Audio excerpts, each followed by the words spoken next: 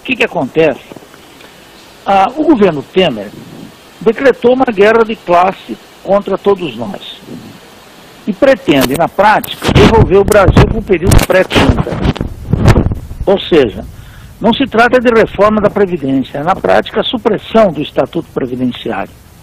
O segundo lugar é a supressão da CLT nos termos da proposta de Temer, que já circulava durante o governo da presidente Dilma, o negociado sobre o legislado, num contexto que a taxa de desemprego é superior a 2 dígitos e vai crescer ainda mais, 14 ou 15 milhões de desempregados esse ano. E, para completar o quadro, um controle do gasto público muito maior do que aquele praticado pelo Lula e pela presidente Dilma.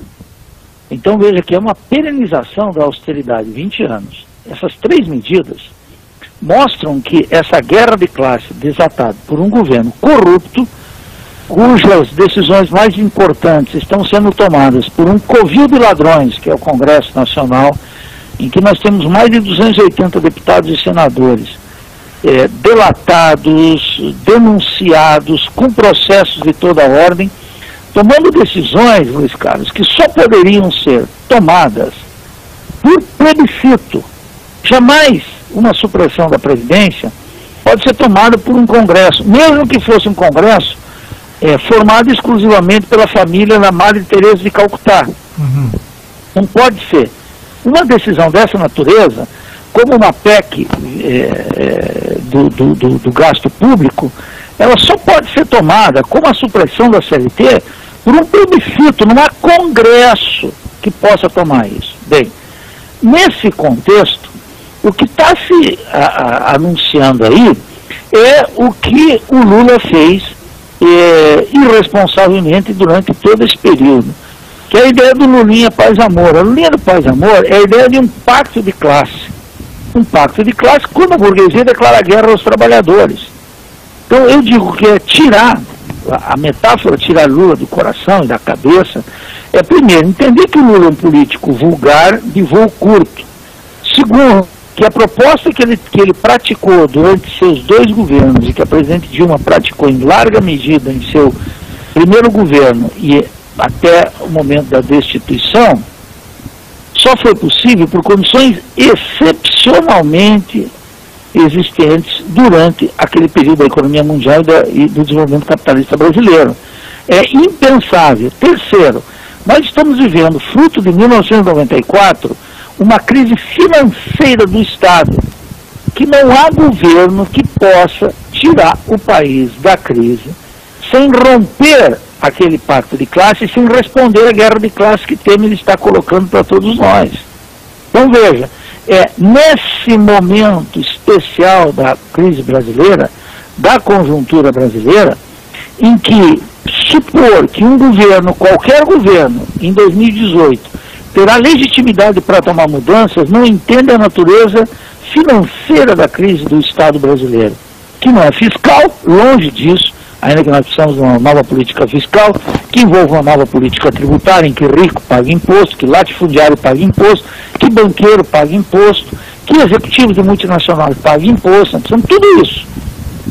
E, obviamente, nós não podemos praticar aquela política de superávit fiscal que Lula e Dilma praticaram. Não é possível que um país, com os déficits que nós temos, déficit habitacional, saúde, educação, crise dos estados, dos municípios, raquitismo científico e tecnológico, pobreza estrutural, desigualdade regional, racismo, etc., não pode mais ser enfrentado pelaquela política. Aquilo correspondia a uma espécie de consciência ingênua dos problemas brasileiros, que agora, com a guerra de classe decretada pelo Temer, tem que ser superado por uma consciência crítica. É nesse contexto que eu disse que tem que tirar esse Lulinha Paz e Amor do coração, que é uma metáfora de um político vulgar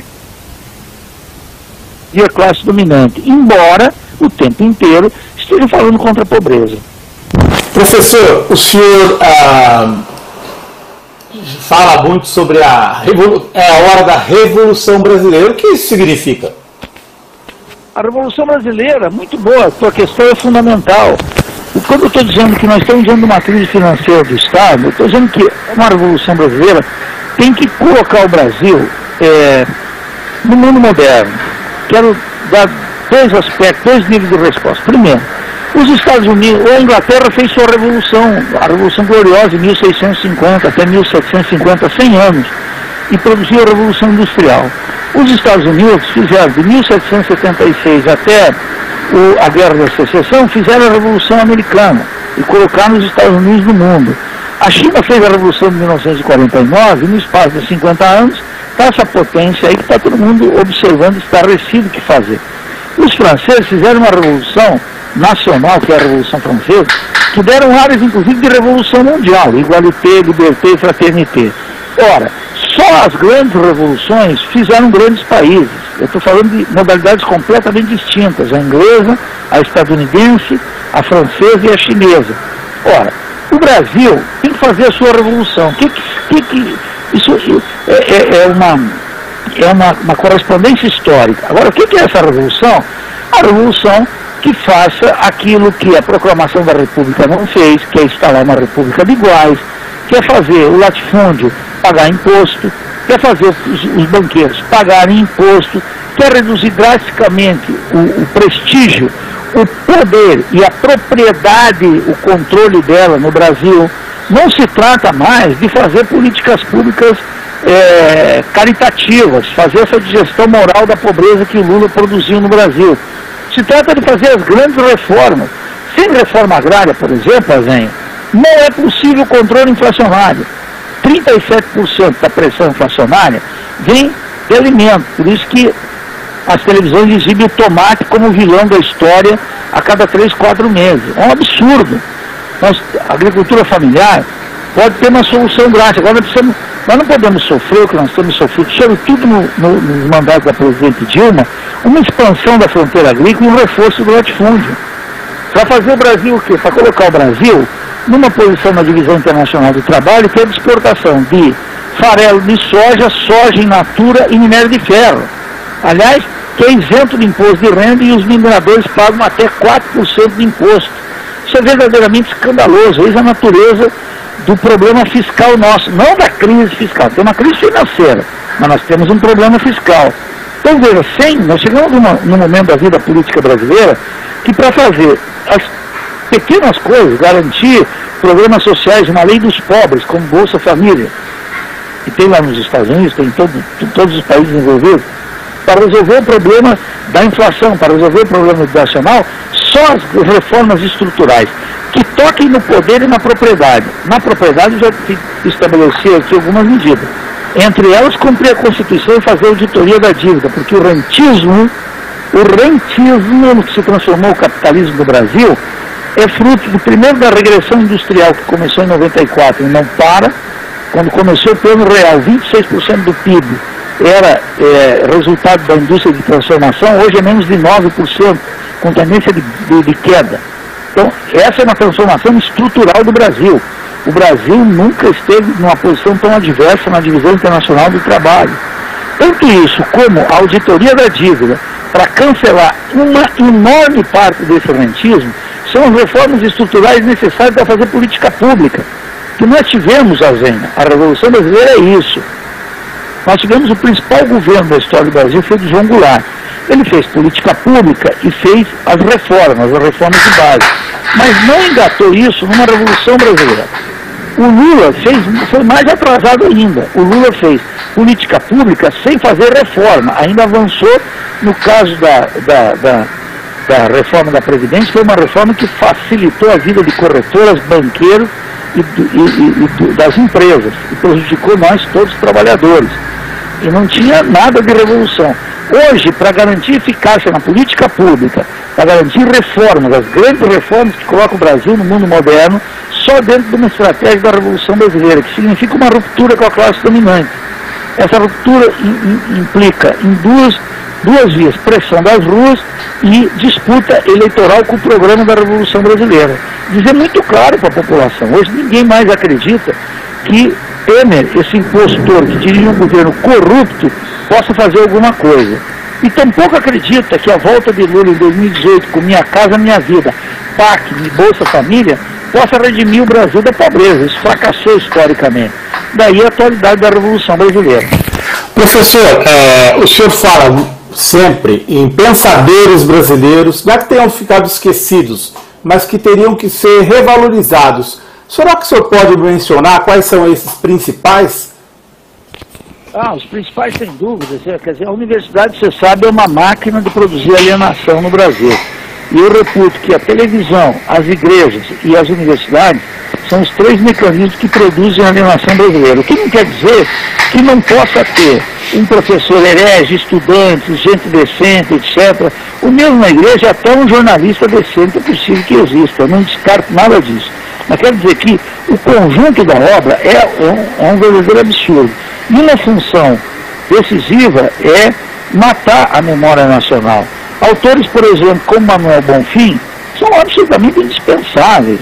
A América Latina, Males de Origem, por exemplo, é um livro que todo sujeito devia ler, todo sujeito minimamente iniciado no que é o colonialismo, a dependência e o subdesenvolvimento. Rumo ao Marinho, Subdesenvolvimento e Revolução é um clássico sem o qual o sujeito não sabe em que parte do planeta ele se encontra. E Alberto Guerreiro Ramos, Mito e Verdade da Revolução Brasileira, é também uma obra cujo ápice foi, cuja publicação se deu nesse ápice da inteligência brasileira, que foi de 1959 a 1964, período que o Brasil estava de fato ficando inteligente. Então, é uma obra de 1962. Isso para citar três exemplos. São autores malditos, proscritos, que os professores universitários não discutem. São aqueles que recolhem uma dupla tradição nossa, o nacionalismo e o marxismo. O nosso nacionalismo, de maneira geral, ele é antimarxista. E o nosso marxismo é antinacionalista. Sem a conciliação dessas duas correntes, não haverá Revolução Brasileira. Haverá colonialismo, dependência científica e tecnológica, aprofundamento da posição do Brasil numa posição adversa na divisão internacional do trabalho e muito colonialismo na veia. Isso para te dar só três exemplos, mas existe uma quantidade de autores, Franklin de Oliveira, e Gondim da Fonseca. Eu podia aqui ficar falando 3 dias sobre Álvaro Vieira Pinto, Darcy Ribeiro, um conjunto de autores nossos extraordinários que são fundamentais para pensar o Brasil criticamente e para fazer política. Finalmente, professor, e a universidade, hein? Brasileira? A universidade continua sendo uma boa ideia. É uma boa ideia a universidade. O grande problema é que a universidade ela está cativa de um academicismo estéril e boçal. Ela foi combatida durante 8 anos pelo Fernando Henrique e Paulo Renato, que queriam um extermínio na universidade pública. Depois ela sofreu aquela expansão degenerativa proposta pelo Lula, que era uma expansão sem as condições necessárias e com um agravante. O Lula deu salário para nós, no segundo mandato do presidente Lula, foi extraordinariamente bom para nós professores. Eu não perdi o juízo, minha conta bancária melhorou, mas eu não perdi o juízo. Mas o governo manteve o sistema de avaliação, esse horror que é a CAPES, currículo Lattes, todos esses instrumentos do colonialismo, sem perguntar e pedir para a universidade o que ela daria para o Brasil. Então a universidade está encasulada, ela está encastelada, ela está ensimismada, ela é uma universidade cativa da boçalidade dos acadêmicos, cujo exercício mais importante é a idolatria às suas publicações sem repercussão social alguma, com raquitismo científico extraordinário e degradando o que nós temos de mais importante, que seria a graduação. Cativos de um programa de pós-graduação cuja marca fundamental é o colonialismo, e uma universidade fechada sobre si mesma. É uma universidade que não discute nem a Revolução Brasileira, já seria demasiado, mas nem discute os grandes problemas nacionais.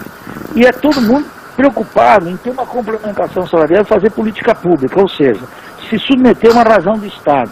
O horizonte utópico, portanto, dos universitários brasileiros reduziu. E reduziu quando nós tivemos essa derrota, essa vitória acadêmica sobre os intelectuais. Então eu divido toda a comunidade universitária, quer dizer, o mundo universitário, porque comunidade é algo muito mais precioso e demanda uma densidade histórica. O que eu observo é que eu divido a universidade entre os acadêmicos e os intelectuais. Os acadêmicos constituem a imensa maioria. são, quando bem nos vai, bons reprodutores, ou médios reprodutores, de autores estrangeiros.